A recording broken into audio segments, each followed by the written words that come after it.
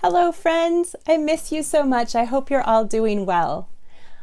Tonight, some of the members from your family might be watching the Animate video with Jay Baker, where he talks about the Bible and how it was used in ways that weren't full of grace for him.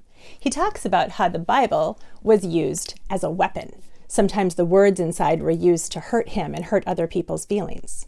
Sometimes people talk to him like the Bible being a fortune cookie, like you could just open it up and find all the magical answers you were looking for.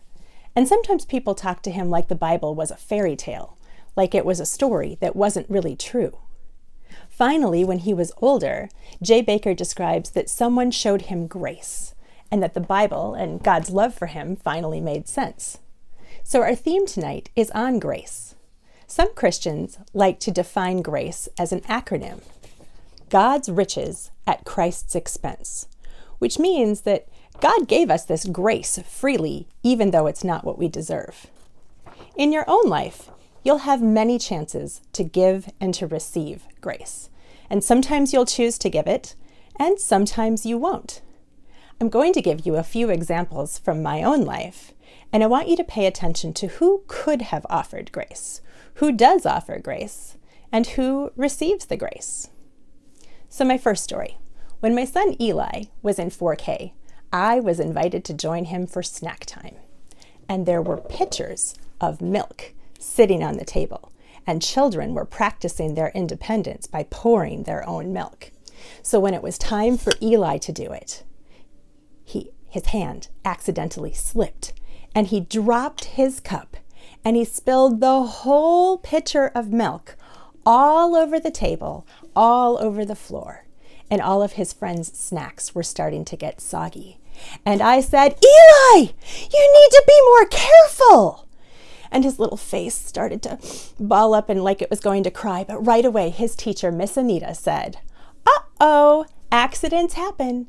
And she got the whole class to start singing, clean up, everybody clean up." And everybody helped clean up the mess, threw away the wet things.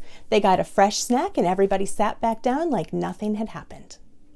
So in that scenario, who could have offered grace? Who did offer grace? And how did Eli feel when he did or didn't receive that grace? All right, here's another example. You can pause the video if you still need a few more minutes to talk about it as a family. So a couple years ago, I was visiting the zoo with Ford and Eli because we wanted to see the Christmas lights, and we decided to get some hot chocolate. So we got my cup of hot chocolate, and I was handing it to Ford, and I bet you can guess what happened. His hand slipped, and we spilled the hot chocolate all over the counter, all over the floor, and all over the worker. And she just looked at us like, And we were so apologetic. We were like, "Oh, we're so sorry. We know that's hot. We could clean it up." And we looked around and we couldn't find anything to clean it up. So I said, "Could I have a napkin?" And she went, "Oh." And she handed me a single napkin. And there's a huge mess. So I took my napkin and I tried to clean it up as best as I could. And then we just left. So in that scenario, who could have offered grace? Who did offer grace? And how do you think we felt when we did or did not receive that grace?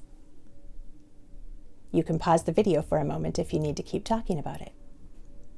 So my last example is last year I was meeting some people who are youth directors, people who do my job in other churches. And I was meeting some of them for the very first time at a Mexican restaurant.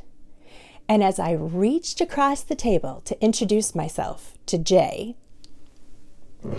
there was a big glass of water and a huge jar of salsa. And I reached over and bam, crash, and that whole thing of water fell immediately into Jay's lap. And the whole thing of salsa went immediately into Jay's lap. And I was like, "Ah!" And he just immediately kept offering his hand and he said, "It's really nice to meet you, Brenda." And he didn't say another word. But the waitress who noticed what happened, she came running over with more towels and refills of water for everyone and fresh salsa, and offered to offer some soap to Jay if he needed it to clean out his pants. And that was really quite a different moment. So in this scenario, who showed grace? Who received grace? And how did that make everyone feel when they did?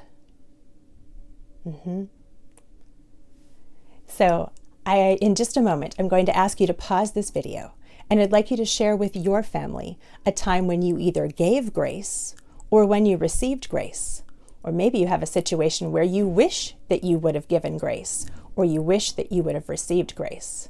And after you've shared that, could you come back and finish this video with me? Great. Because of all the things that we've done wrong in our lives, both big and small, we deserve for God to be mad at us, and maybe even to give us those angry eyes. When Jesus died on the cross, we were forgiven for every mistake that we have ever made and that we ever will make. That is grace. God's riches at Christ's expense. Sometimes, because I'm especially klutzy, I like to think of God as having an unlimited supply of towels and a mop bucket, and that no matter how many mistakes I make, God offers me unlimited grace, and there's nothing I have to do to earn it. So that reminds me of one of my favorite Bible verses. It's from Ephesians chapter 2, verses 8 and 9. For by grace you have been saved through faith, and this is not your own doing. It is the gift of God, not the result of works, so that no one may boast. As we approach Holy Week, we will be talking more about Jesus' sacrifice for us. But for now, I'd like to invite you to watch the next video with my friend Heather Dean, where she's describing an activity that you can do at home, and it's going to involve some movement and dancing. Maybe I better make sure I have my glass of water put away while I do it. Thanks so much for joining you. Talk to you soon.